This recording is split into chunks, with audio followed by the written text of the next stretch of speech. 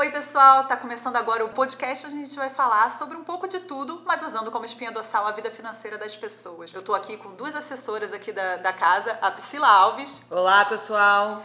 A Paloma Graciano. Olá pessoal. E estamos aqui também com a psicóloga Cristina Miranda. Olá gente. A presença dela é porque o tema de hoje é psicologia financeira. É um tema, acho que de suma importância aí para quem tá começando a investir e até para quem não investe ainda, não é mesmo? Com certeza, eu acho que cuidar da nossa cabeça é fundamental para quem quer investir e quem já investe também. A gente tem que se manter vivo no mercado e para isso a nossa mente tem que funcionar de forma saudável. E esse é um ponto muito importante em todas as áreas de investimentos, né? Tá na parte da própria renda fixa mesmo, né? Entender de fato qual é o perfil deles, o que psicologicamente eles aceitam ou não. Porque falar é fácil, né? Quando a gente olha rendimentos lá, você sempre queria os melhores rendimentos, o mais alto.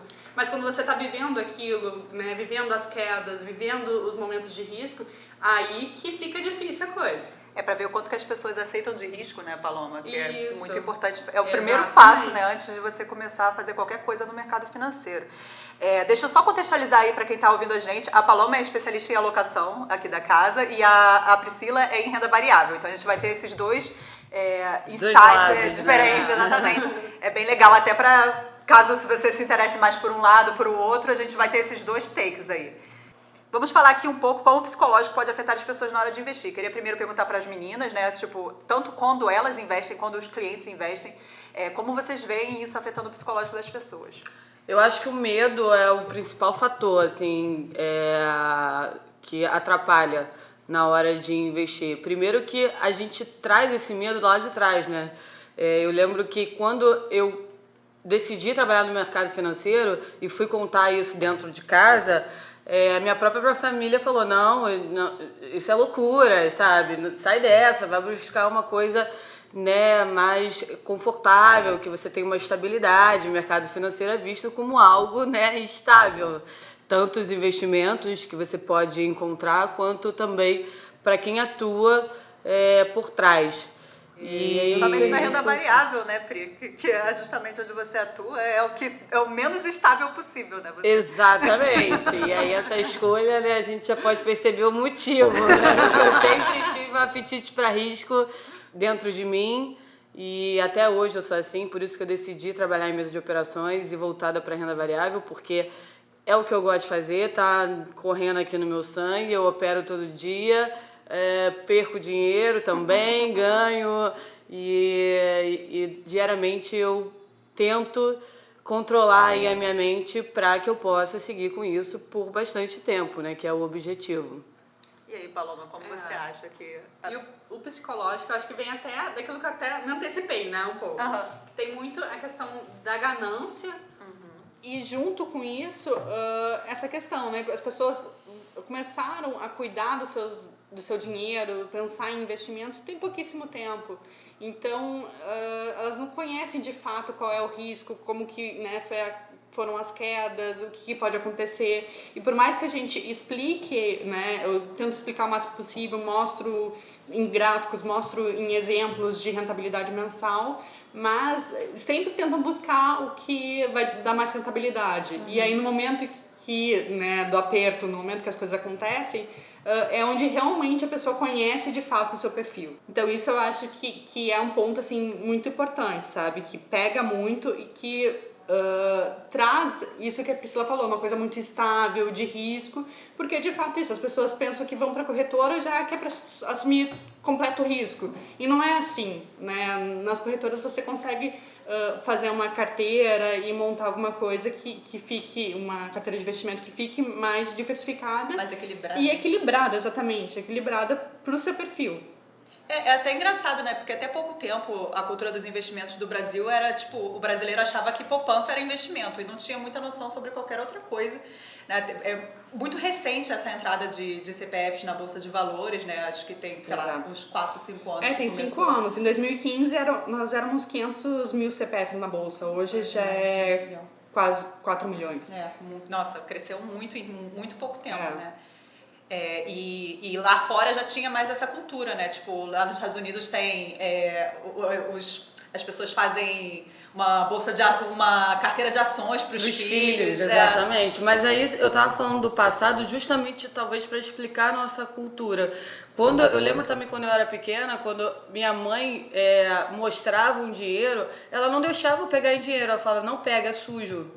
É verdade. Entendeu? Como é que, muito isso. Né? E aí a gente criança vendo escutando aquilo, não, o dinheiro é sujo. Se ela colocasse ali diversas notas na minha frente, eu falava, nossa, quanto dinheiro sujo, né? Independente, porque lógico, eu era criança, eu não sabia o que era dinheiro lícito, ilícito, mas olha o papel do dinheiro, assim, na nossa educação. A gente tem medo de dinheiro. Tem uma demonização, né? Exato, e eu acho que o principal, por isso você falou de poupança, eu acho que ainda tem muitos brasileiros que colocam dinheiro na poupança pelo medo de perder dinheiro. Na poupança, ele tem a falsa sensação de que ele não perde dinheiro, porque ele não vê o patrimônio desvalorizar. Mas se a gente pensar em inflação, você está perdendo para a inflação, ainda mais num momento como esse. Mas ali, olhando a sua conta, você não tem essa sensação de perder dinheiro. No mercado financeiro, você tem essa sensação quando você escolhe alguns investimentos que possuem essa possibilidade, né, de oscilar. E aí você olha aquela informação da sua conta, nossa, eu tenho hoje menos do que eu coloquei. Só que eu não vendi ainda, né? Eu não resgatei essa aplicação. Mas só de olhar essa informação já gera um desconforto, porque dá a sensação que está perdendo dinheiro. E na verdade, no mercado financeiro, você perde e você ganha. A ideia é que você ganhe mais do que você perca. Então, assim, sempre que os clientes me procuram, principalmente para falar sobre renda variável, eu tento passar essa imagem, que perder dinheiro é normal, tá tudo bem, assim como ganhar. Então a gente tem que saber lidar com essas duas emoções, e a Cris tem que ajudar a gente nisso. Dá um insight profissional aí, Cris. Então, eu tô aqui observando e acho tão curioso, né, assim, o papel da subjetividade, ou seja, da individualidade de cada pessoa. Você ouvindo vocês falando coisas diferentes acerca da própria experiência e a influência disso na hora de investir. E aí, assim, existem processos que trabalham juntos, mas que são diferentes. E aí, quando a gente fala, o medo é ruim ou o medo é necessariamente bom, o que a gente em psicologia vai trabalhar é com um conceito chamado autorregulação. O que seria isso? É eu observar como eu me sinto e por que eu me sinto daquela determinada maneira, nomeando aquele sentimento. Então, a Priscila, quando fala que ela tem uma questão com dinheiro relacionada à sujeira, alguma experiência aversiva, tem a ver com essa observação consciente que ela faz dessa história e o impacto disso dela na relação com o dinheiro. A Paloma vai descrever uma outra coisa. Então, por que é importante a gente olhar para o psicológico? Porque à medida com que eu tomo consciência dos meus processos emocionais, cognitivos, culturais, porque a gente está numa cultura específica, social, o papel da mulher, somos todas mulheres aqui. No meu comportamento financeiro, isso me dá a oportunidade de ter um desenvolvimento no campo dos investimentos mais responsável e consciente, porque eu acho que é isso, assim, não existe um comportamento certo, tanto é que existe aí quando vocês recebem um cliente, tentar distinguir, né, e categorizar dentro de um perfil que seja possível para aquele cliente especificamente. Então, o papel da psicologia é auxiliar as pessoas a ampliarem a sua consciência acerca de todos esses processos que eu estou descrevendo aqui, que são emocionais, cognitivos, sociais, históricos, porque cada um tem a sua uma história muito específica para que possa auxiliar aí na hora de investir, como investir, de acordo com as suas necessidades individuais, porque eu acho que isso é uma diferença aqui que eu sempre ouço, né, de vocês falando que é com o cliente, de ouvi-lo, e isso é muito importante, muito legal falar de duas pessoas que trabalham com perfis diferentes, é justamente pra gente compreender isso. Não, eu acho muito importante isso que você disse, porque a gente não vai conseguir nunca eliminar 100% as emoções dos aspectos da nossa vida, né? Nem no aspecto financeiro, porque a gente tem essa ilusão de que as pessoas que lidam com dinheiro são mais racionais e tal, só que a gente somos todos expostos a vieses cognitivos. Muito pelo contrário. Então, quando a gente traz isso para o consciente, a gente consegue lidar melhor, né? Exatamente. Assim, as emoções, elas são nossas aliadas. Só deixam de ser quando a gente está só no inconsciente. A gente aprende, e é importante para nossa sobrevivência, ter um comportamento automático. Eu não tenho tempo de pensar o tempo todo. Então, a gente precisa estar ali e até para sobrevivência, com situações de risco. Mas só que quando isso fica só no inconsciente, né? Ou seja, a gente precisa numa tomada de decisão ponderar determinadas coisas, né, questionar, julgar um pouco melhor, porque é muito mais amplo o efeito daquela minha decisão, se eu não tenho esse processo desenvolvido, eu acabo tomando decisões no longo prazo que acabam sendo disfuncionais, que a gente chama. O que seria isso? Compromete a minha vida. Então, esse é o trabalho da terapia, é nomear aquela emoção e entender o que ela está me dizendo, porque o medo ele é importantíssimo para a nossa sobrevivência humana. Então, quando a gente fala, eu tenho medo de investir, que bom que você tem também medo de investir. Porque se você minimamente não entender o papel do medo naquele contexto, você pode se prejudicar. Você vai se arriscar muito mais do que você deveria. Ou muito pouco também. Ou muito pouco. Entende? É esse o ponto. O papel da cognição são dois processos diferentes, a emoção e a cognição. Elas são autônomas no cérebro, mas elas precisam trabalhar juntas. Isso é regulação emocional. Esse é o conceito que a gente trabalha em psicoterapia e é para isso que eu estou trazendo aqui. Existem diversas formas de se trabalhar isso, sim, mas é importante que ao menos as pessoas entendam que tanto a parte racional quanto a emocional, elas são aliadas uma das outras, numa da outra. Então, acho que esse é o principal trabalho aqui. E isso precisa ser de forma individualizada e é isso, assim, vamos trabalhar. E o medo vem muito do desconhecido também, né? A gente tá falando aqui de perfil, não quer dizer que eu entre no mercado hoje com um perfil conservador e que eu não possa me tornar uma pessoa com um perfil mais arrojado daqui a 2, 3 anos. Se eu tiver conhecimento suficiente para saber o que eu estou fazendo, né? E se aquilo tá de acordo com o meu atual momento de vida, eu posso mudar o perfil, assim como o mercado também, ele vai mudando, né? O mercado é muito dinâmico e aproveitar isso do mercado é muito bom. Por isso que as pessoas têm que se conhecer cada vez mais, buscar conhecimento para ajudar, né, a passar por esse medo, né? E para conhecer o que está fazendo.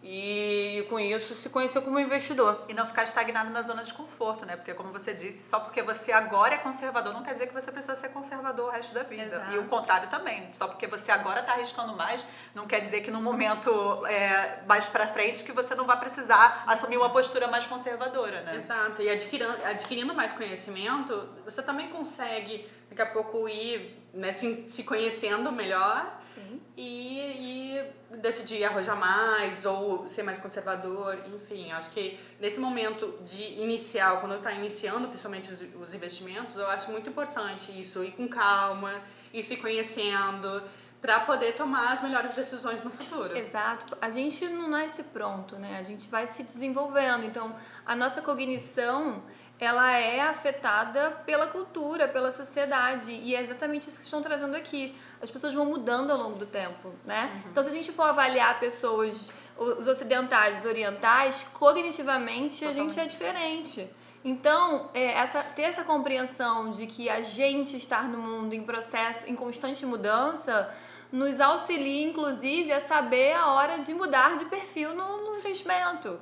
Então, esse é o ponto do autoconhecimento que tem a ver com conhecer a si mesmo. Conhecer a ti mesmo, né? Já diria. Exatamente. É diferente e tão importante quanto o conhecimento técnico de como o mercado funciona, né? Do que é uma ação, o que é uma renda fixa, etc.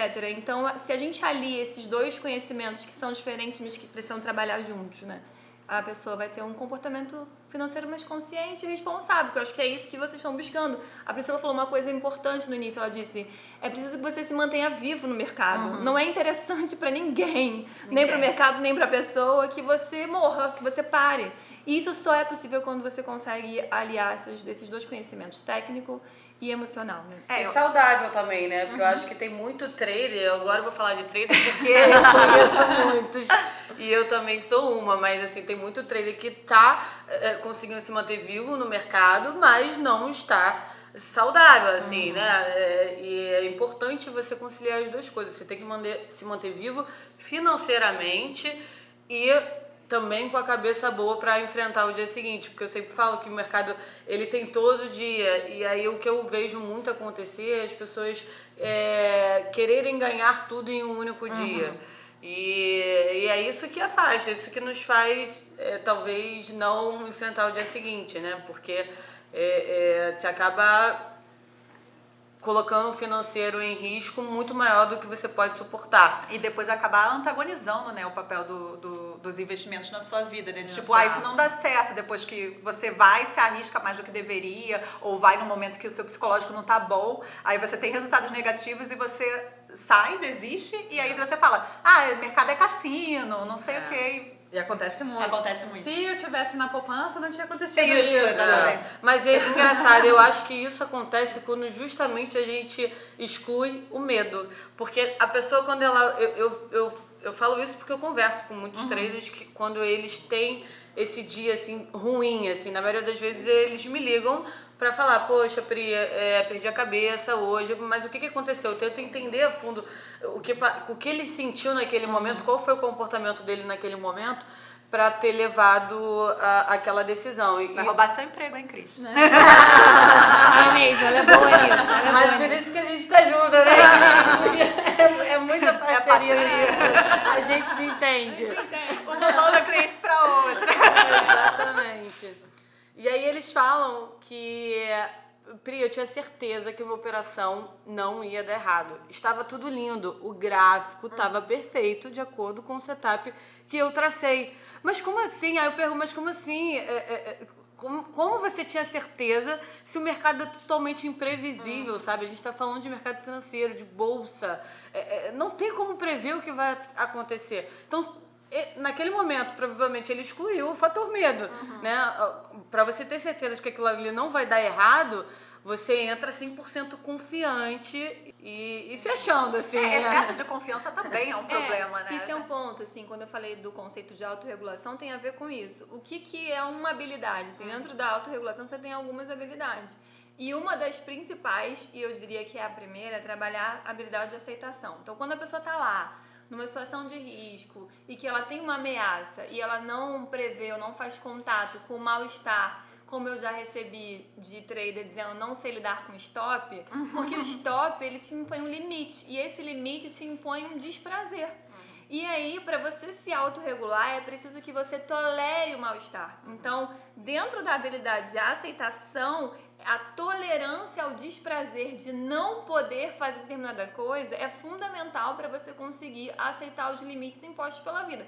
Óbvio que a gente está falando aqui do mercado financeiro, do trader, que ele precisa saber dar o stop ali para se manter vivo, para se manter saudável, mas isso é para a vida inteira, então isso é importante. Isso que você falou me lembra o conceito, você vai saber mais do que eu, claro, mas o conceito freudiano de castração, né? Sim, me lembra, sim. tipo, da pessoa não saber lidar ainda com os limites, isso é muito comum na idade... da infância e tal, que as pessoas começam a aprender a lidar com a castração, a lidar com os limites. Eu não sei qual é a sua especialidade, é cognitivo? Cognitivo comportamental.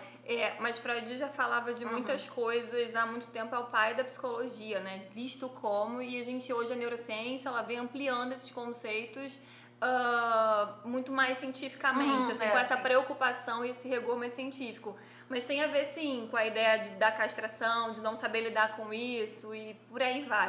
Então, me remeteu logo a isso. Não, é isso mesmo. E esse é um ponto que hoje a gente tem já abordagem para trabalhar especificamente com isso, porque à medida com que você desenvolve isso, você consegue desenvolver um comportamento, inclusive como trader, muito mais saudável. Mas isso, a gente tá falando aqui de trader, mas isso acontece com todos os perfis, tá? A Paloma deve sofrer isso direto, porque eu conheço gente que fica fazendo de um fundo de investimento uma operação day trader. Deu errado, vou resgatar. É a longo prazo, né? Não tem que mexer ainda.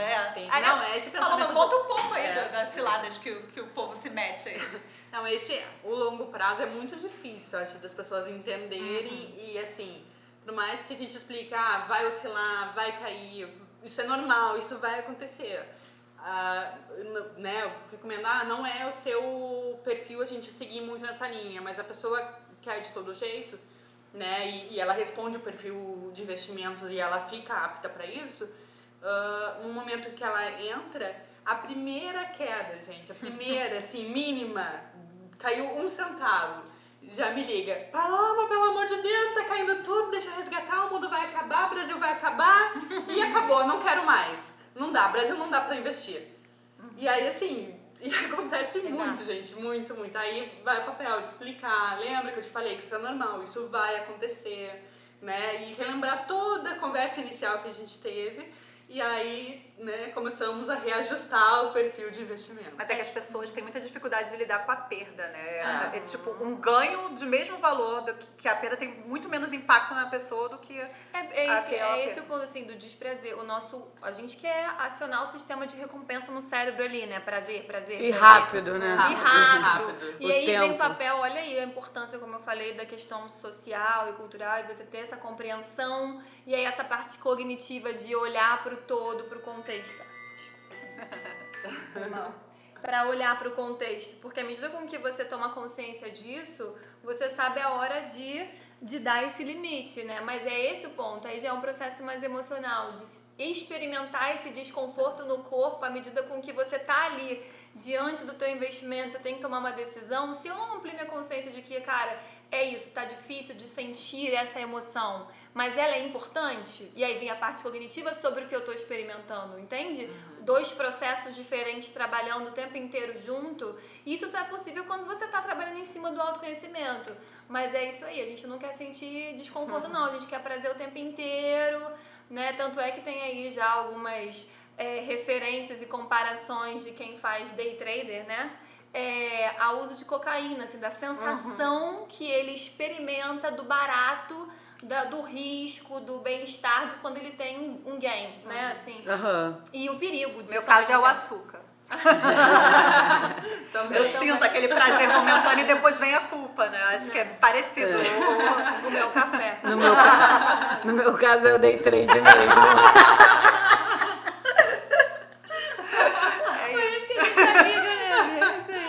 Mas e aí, meninas? Vocês têm algum caso específico pelo qual vocês já passaram? Algum cliente já passou que vem à mente? Eu tenho de uma cliente que me marcou muito, assim, que ela já uma pessoa já era mais de idade, mas mesmo assim ela estava entendendo bem, né, os conhecimentos, os investimentos, estava disposta a aprender, estava super acessível. Aí veio a pandemia, as primeiras quedas da bolsa lá em março do ano passado. Ela segurou firme, cara. Conversei bastante com ela segurando a onda. Não, Paulo, eu sei que isso é momentâneo, eu tô segurando. Claro, super ansiosa e nervosa, mas ela segurando a onda. Até que chegou o dia que o Moro saiu. Cara, chegou esse dia, ela entrou em desespero. Foi ela o gatilho. Foi o gatilho que faltava. Ela saiu resgatando tudo e me ligou. Paloma, fiz besteira, mas não aguentei. Já te avisou. Já me avisou. Ela chegou com a decisão tomada. Ela já tinha feito, não dava nem tempo de cancelar. E ela falou, ainda não quis nem falar com você antes, porque eu sabia que você ia me convencer ao contrário. Mas eu sei que eu fiz besteira, mas eu não aguentei. E aí, qual foi o problema? Porque ela levou pro consciente, ela sabia que ela estava fazendo besteira e ela fez mesmo assim. E aí tem a questão da compulsão, da impulsividade. E isso é um grande questionamento que se tem a respeito de quando já desenvolveu algum tipo de transtorno e começa a desenvolver disfuncionalidades na sua vida. Então, um alerta que fica é a gente conseguir reconhecer quando já passou de um comportamento comum, visto como algo corriqueiro do dia a dia. Todos nós temos comportamentos compulsivos, né? Por conta daquilo que eu disse que a gente aprendeu e é importante para a sobrevivência humana agir no automático. Só que quando a gente começa a não ter nenhum tipo de autorregulação e de controle, e aí eu começo a prejudicar a minha vida financeira, me endividar, prejudicar os meus relacionamentos interpessoais, perder as minhas atividades laborativas. Isso a gente precisa começar a rever, que talvez você possa ter desenvolvido algum tipo de patologia.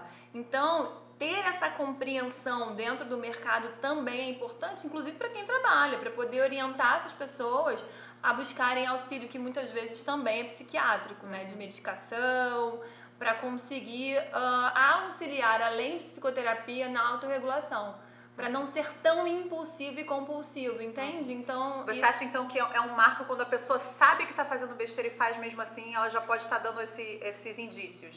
Mais ou menos, porque assim, a gente também, quem não tem uma patologia, psicopatologia, pode ter comportamentos compulsivos. A gente tem, tomei mais café do que deveria hoje, e eu vou sentir a culpa um pouco. O que diferencia é a intensidade e frequência. À medida com que isso se mantém e eu não consigo mudar e começa a gerar prejuízos importantes, significativos, fica o alerta de que possivelmente você pode ter desenvolvido uma patologia mesmo, né?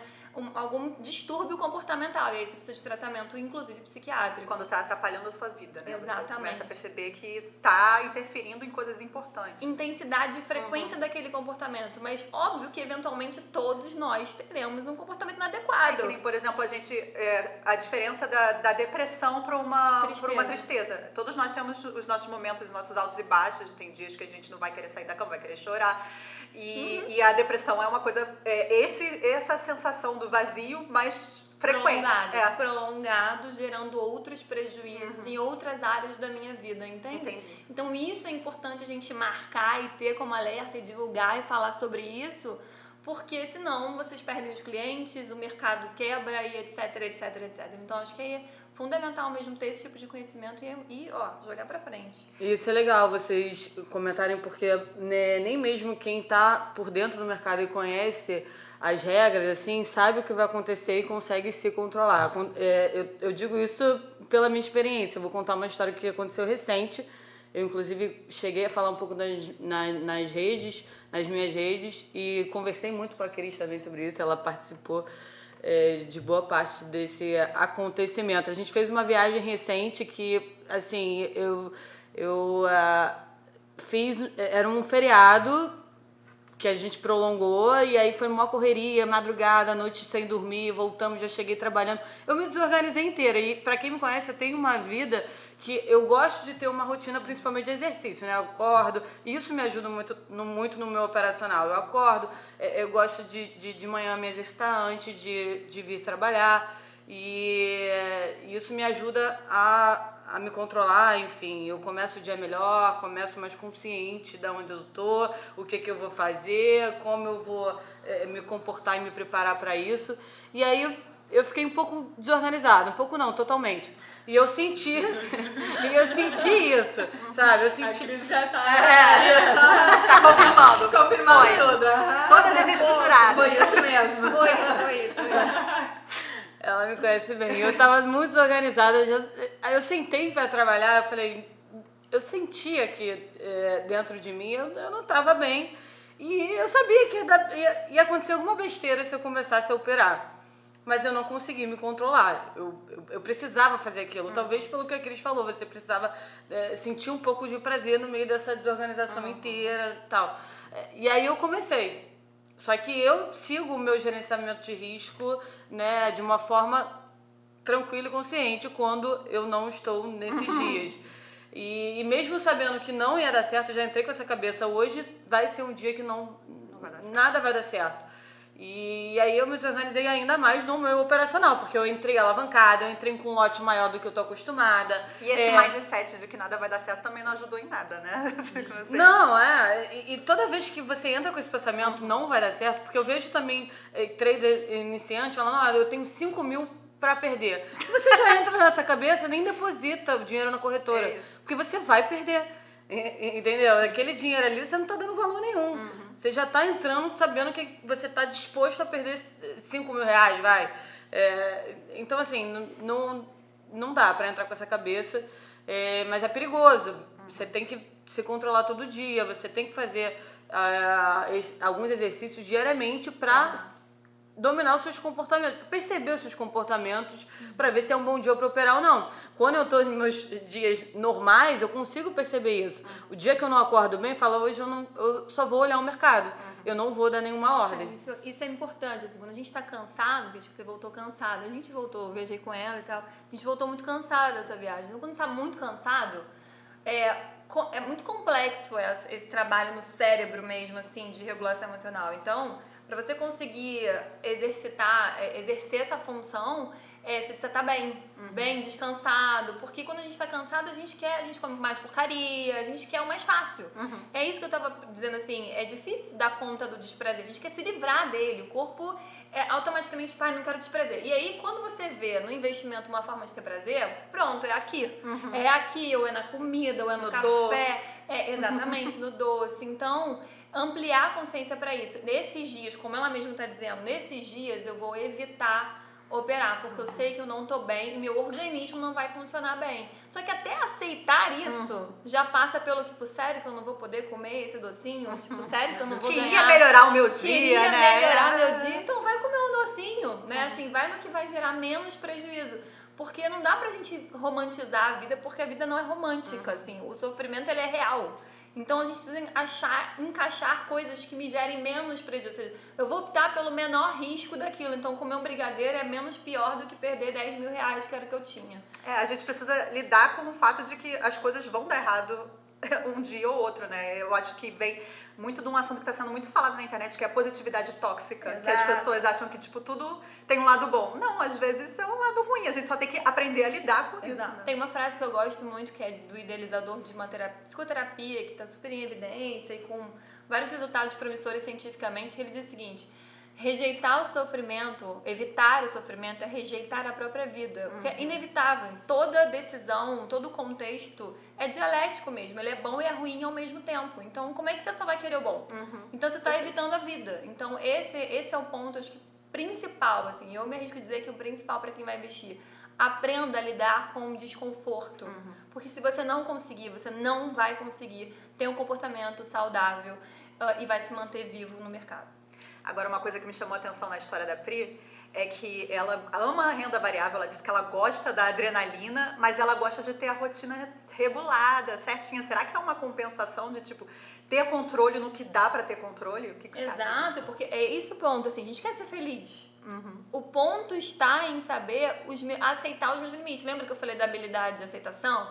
Que a tolerância do mal-estar vem aí. No momento em que eu falo assim, não dá pra tu, então, Priscila, tu queria ganhar o quê? 100 mil hoje fácil, né, minha filha? Não, tu vai ter que trabalhar um ano, sei lá quanto tempo pra isso. Mas eu tô cansada, eu tô de saco cheio. Eu também, é esse o ponto. Todo mundo vai estar em algum momento da vida. Se eu não consigo me dar conta, tomar consciência de que a vida às vezes é uma bosta, assim, desculpa a expressão, tem uma coisa ruim ali, eu não consigo me controlar. E aí, quando eu vejo, eu tô automaticamente... Lembra do automático que a gente tem? Automaticamente eu tô fazendo aquilo. E aí depois vem a culpa. E aí a culpa rebaixa a autoestima. Aí você se estende mais uma semana ali se culpando, fica num autocrítica. Ciclo vicioso, né? Fica dentro do ciclo. Exato. E se querem saber o desfecho da minha história, eu devolvi tudo que eu tinha acumulado esse ano. Foi um horror. Pri do céu. Teve que rolar uma ligação pra Cris no final do dia. Cris, eu vou abrir um vinho aqui, hoje eu vou beber tudo que eu tenho aqui em casa. Foi que ela falou da compensação, né? Alguma coisa ali tinha que estar trazendo prazer, porque realmente... E foi mesmo, ela ligou mesmo, mandou mensagem: Cris, não sabe que eu vi? Me ajuda, me ajuda. Eu sou uma viciada, eu não me controlo. Somos. Todo mundo tem um pouquinho de alguma coisa, né? Mas é isso, o menor risco, galera. É isso, a gente quer ser feliz e não existe nada perfeito. Então, por isso que essas pessoas que romantizam uma vida perfeita, ideal, é mentira. A gente trabalha na terapia cognitiva, a gente fala sempre isso. Não existe o pensamento positivo, mas é um pensamento realista, né? Só que pra entender a realidade é preciso trabalhar os aspectos emocionais mesmo. De sentir a dor, gente, é isso, faz contato, vai meditar. Eu ia aproveitar esse gancho até para te perguntar como você acha que um acompanhamento psicológico pode ajudar as pessoas a investirem melhor. Exato, trabalhando e desenvolvendo essas habilidades, né? A gente já tem hoje habilidades específicas dos processos de mindfulness, né? Que tá super difundido aí, falando sobre experienciar essas sensações. E no processo de psicoterapia, mas não só psicoterapia, né? Assim, a Priscila mesmo faz aí atividade física, né? Faz sauna, eu falei ontem, a gente falou um pouquinho sobre isso, para poder te auxiliar quando você não tem uma psicopatologia, né? Assim, vamos lá, são coisas diferentes. Então, mas eu acho importante a própria terapia também. Psicoterapia, né? Assim, psicoterapia, atividade física, alimentação saudável, é um combo de coisas, né? Então, difundir essas informações para as pessoas, por isso que eu acho esse espaço incrível, assim, de poder falar sobre isso, e eu sempre me disponho a estar aqui, é fundamental, porque para a gente ter uma sociedade saudável, pessoas felizes, é aprender a se desenvolver, e isso inclui lidar com os processos da vida, inclusive o sofrimento, né? E agora eu quero perguntar para as meninas como um assessor de investimentos pode ajudar a pessoa a lidar com as emoções na hora de investir. Pelo amor de Deus, Priscila!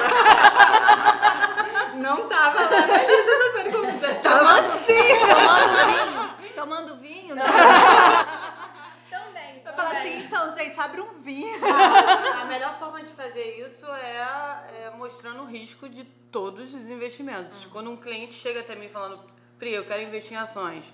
Tá, mas o que você fez até hoje, né, ao longo da sua vida? Quais foram as suas experiências com investimentos? Ah, nunca investi, meu dinheiro está na poupança. Então, calma. Talvez não seja o momento ainda de você investir em ação. Aí explico o que é uma ação, mostra algumas cases, né, de ações que sofreram muito nos últimos anos e outras também que tiveram um desempenho muito positivo.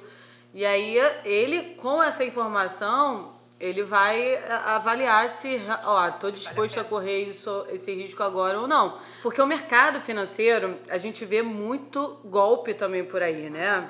É um campo muito aberto para esse tipo de... Terreno fértil, né? Exatamente. E aí as pessoas acabam acreditando em tudo que falam por aí, né? Eu vejo também muito cliente que acredita em rendimento de 10% ao mês sem risco. Ah, não, mas o meu amigo tem isso oferecendo para ele tá ganhando todo mês 10%. Aí tem aquela linha também, que aí meu amigo tem isso e nunca perdeu nada igual. Ele sempre nunca perdeu. Esse fato do nunca perdeu atrai muito.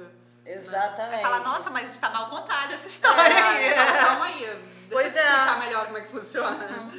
Pois é, e aí abrindo isso, é assim que funciona. Se você quer saber a verdade, como funciona, o que é real, o que é possível, a gente tem isso aqui. Se você quiser acreditar em 10% ao mês sem risco, pode ter certeza que você vai colocar todo o seu capital em risco. Porque isso não existe, né? Então, ter esse tipo de conhecimento é fundamental para, a partir daí, saber o que quer fazer ou não. Um mínimo de consciência é importante para ajudar a gente também na outra ponta, né? O cliente precisa entender um pouco. Além de consciência, quem não sabe lidar com a dor, com desprazer, porque é isso, parece que só pensar é o suficiente. Não é, gente. Tem que treinar essas habilidades emocionais, que estão mais a ver com o corpo, com sensação. Então, na verdade, uma união entre o conhecimento sobre as modalidades de investimento e o autoconhecimento. Saber o que você está disposto, o risco que você está disposto a correr. O autoconhecimento, acho que é primordial, assim. E tem muito também, a Pri também vê bastante, de cliente, mas o meu amigo disse que rentabilizou 50% até em 6 meses. Eu quero a mesma coisa que meu amigo fez. Cara, vamos lá. 50% no que ele rentabilizou? Como é que foi? Foi uma parte lá do investimento dele que deu super certo e o restante todo como é que foi? E qual é o perfil desse seu amigo? E qual é o perfil do seu amigo? E se caísse 50%, você ia segurar? Porque se subir pode cair também. Exato. Então, tem tudo isso, Essas comparações. Mas meu amigo conseguiu, eu quero a mesma coisa. É o que a gente sempre fala em terapia cognitiva de uma distorção cognitiva chamada comparações injustas, né? Porque na medida com que você faz uma comparação com o outro, com uma história diferente da sua, uma personalidade diferente da sua, com um biológico que se expressa geneticamente diferente do seu no contexto, já é muito injusto fazer isso. Então, por isso que a gente está falando da questão no início de subjetividade, assim, de individualizar o atendimento.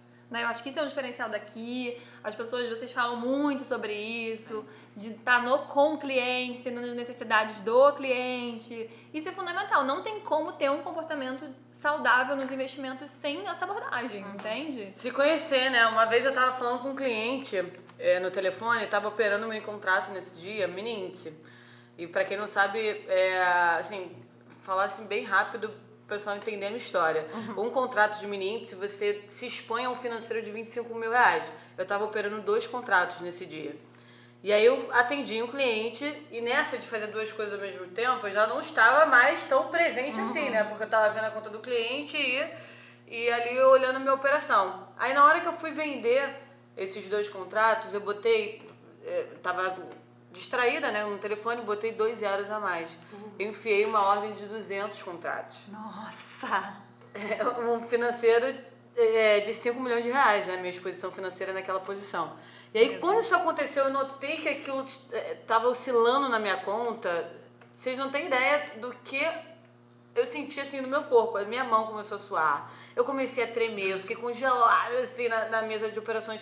falei, nossa, eu nunca mais quero usar a alavancagem dessa forma. Né? Pelo amor de Deus, eu quero me proteger ao máximo para que nunca, em hipótese nenhuma, nem que eu erre, nem que haja um erro humano, Passe por isso. como hoje, eu me exponho a isso financeiro. E aí, o que eu fiz? Ligou pra Cris. Nesse dia, eu acho que eu só não liguei pra Cris porque eu não perdi dinheiro. A sorte, eu contei com a sorte nesse dia, eu consegui zerar a operação, até ganhei um pouquinho.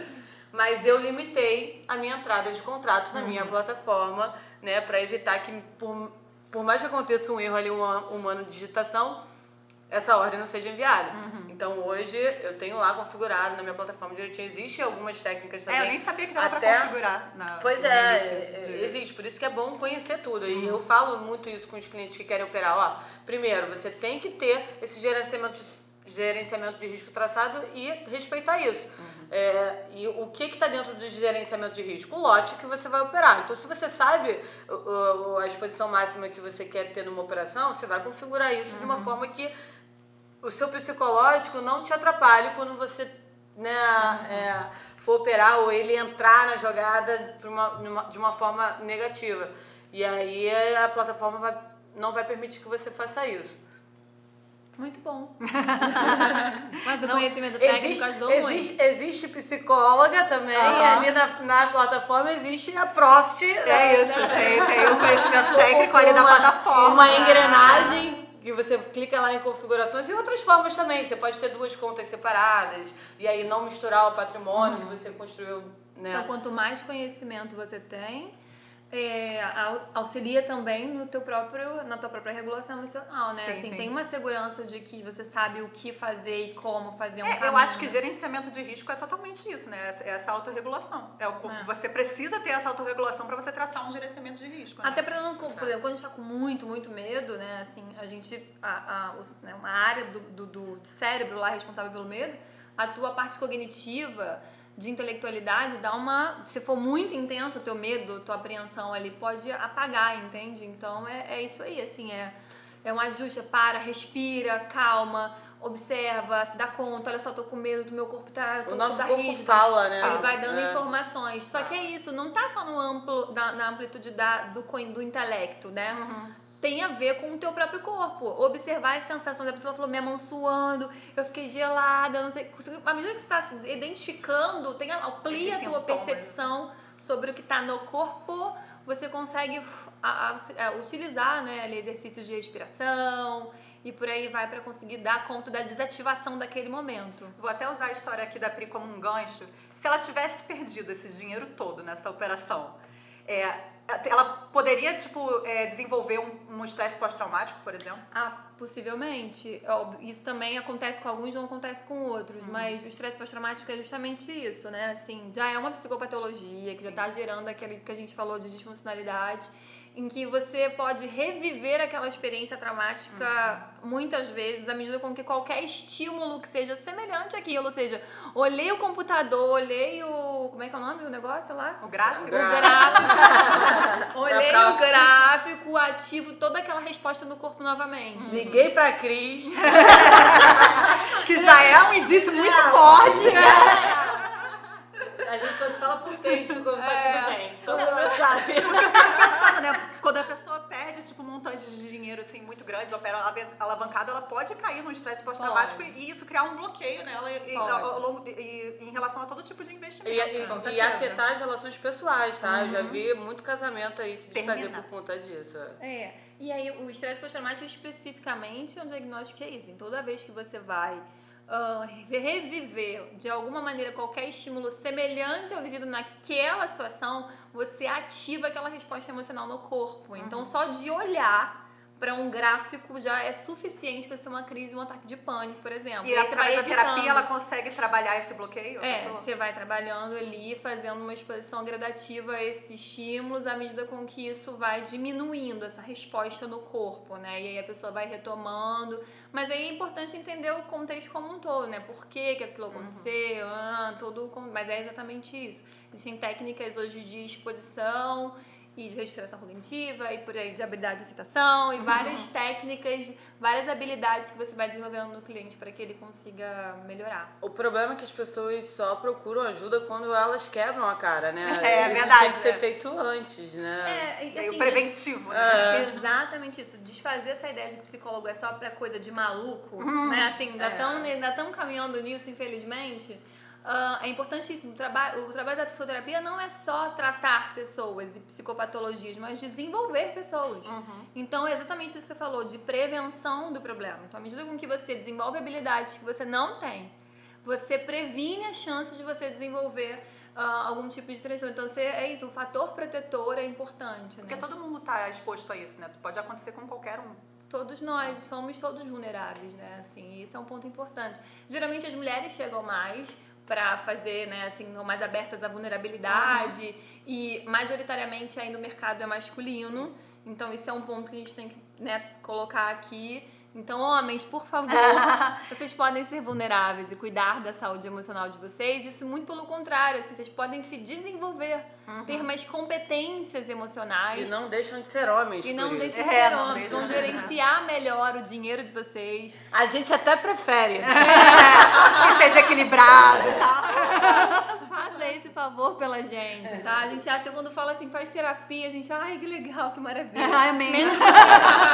Menos um trabalho pra gente, tá? É, porque às vezes usam a mulher como psicóloga, né? Exato. Tipo, não vai procurar profissional. Psicóloga, mãe, investidora, né? Investe aí. Então, assim, é isso aí, sabe? Mas isso que você tocou é bem interessante. Eu vejo também isso mais no perfil feminino das pessoas, de termos maior aceitação sobre as nossas limitações. Exatamente. Né? Então, e tem até aqueles estereótipos, né, do homem não pedir orientação quando tá perdido, dirigindo, esse tipo de coisa, e que a gente tem menos esse bloqueio, né? Então, eu acho que é importante a gente tocar nesse ponto mesmo. Exatamente. Mulheres, homens, todo mundo. Todo mundo. Assim, vambora, vamos se desenvolver aí emocionalmente, porque psicoterapia é pra todo mundo que deseja, né, tá motivado para isso. E aí quando a gente também pega o homem do mercado financeiro, que o mercado financeiro te proporciona muito poder, e aí é que ferra tudo, né? Que as pessoas não sabem lidar com isso. E aí tem que ser tudo perfeito, principalmente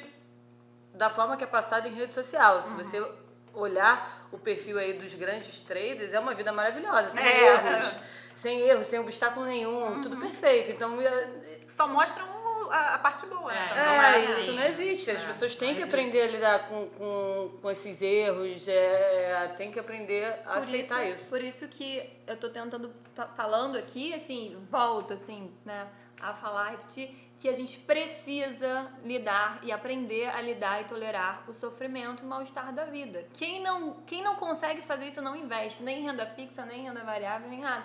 Porque senão você não vai dar conta, assim, de se manter vivo e saudável no mercado. Exato, tem que ter responsabilidade, tem que ter meta, não dá pra acordar, gente, 10 horas da manhã, na hora que abre o mercado de ações e sair comprando Petrobras porque acha que vai subir, porque isso não existe, né? Você tem que ter ali uma rotina e ter responsabilidade. Beleza, gente, o papo tá muito bom, mas vamos estar encerrando por aqui.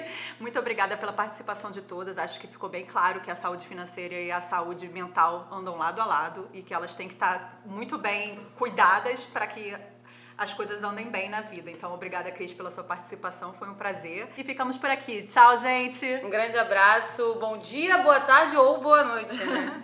Tchau, tchau, gente. Tchau, gente.